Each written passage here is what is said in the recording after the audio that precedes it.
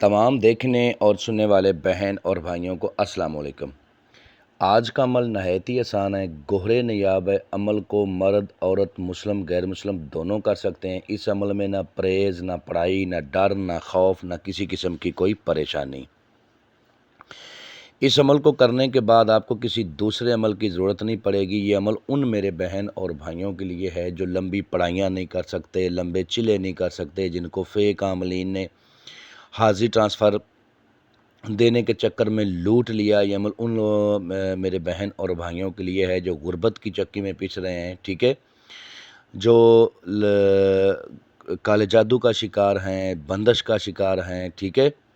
میرے اس عمل کو کریں، انشاءاللہ کامیابی ملے گی۔ عمل کا عنوان ہے نقش جلا کر پری کی حاضری۔ 10 منٹ میں کامیابی ہوگی۔ اس عمل میں کسی قسم کی کوئی پڑھائی نہیں ہے، بس جس طرح میں سمجھاؤں گا سیم اسی طرح آپ نے کرنا ہے، کامیابی آپ کے قدم چومے گی۔ چینل کو سبسکرائب کر لیں تاکہ عملیات کی نئی سے نئی ویڈیو آپ کو ملتی رہے اور آپ لوگوں کے علم میں اضافہ ہوتا رہے۔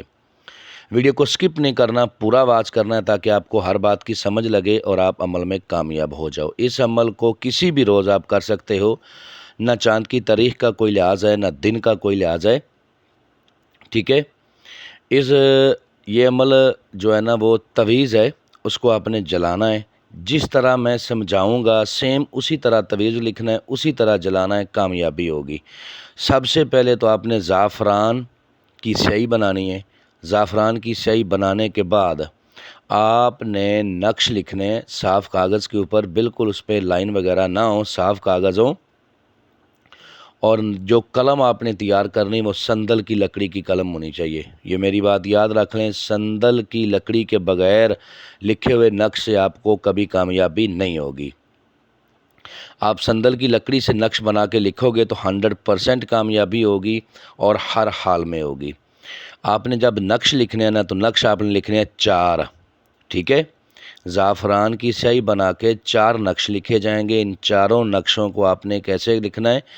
پہلے آپ نے اپنا آثار لگانا ہے۔ آثار لگانے کے بعد مشرق کی طرف منہ کرنا ہے، جس طرف سے سورج نکلتا ہے، اور پھر باری باری آپ نے تنہائی میں بیٹھ کے، بالکل تنہائی میں بیٹھ کے، جہاں پر شور و گل نہ ہو، آپ کا تمام طرف فوکس نقش لکھنے کی طرف ہو، وہ نقش آپ نے لکھنے 4۔ اب چاروں نقشوں کو آپ نے کرنا کیا ہے؟ اپنے سامنے رکھ لینا ہے۔ سامنے رکھنے کے بعد رات 12 بجے آپ نے ایک نقش کو پکڑنا ہے، ٹھیک ہے۔ اس کو آپ نے کسی مٹی کے پیالے کے اندر جلا دینا ہے۔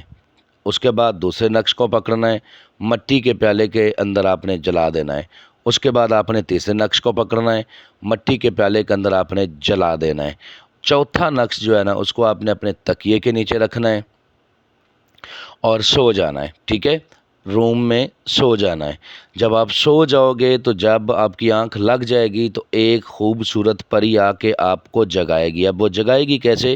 کہ وہ آپ کے پاؤں کے انگوٹھے سے آپ کو ہلائے گی، ٹھیک ہے۔ یہ نہ ہو کہ اس کو دیکھتے ہی آپ چیخنا چلانا شروع کر دو، نہیں، آپ نے تمل مجازی سے اسے جو ہے نا اٹھنا ہے، اٹھ کے مسکراتے ہوئے اٹھنا ہے، ٹھیک ہے۔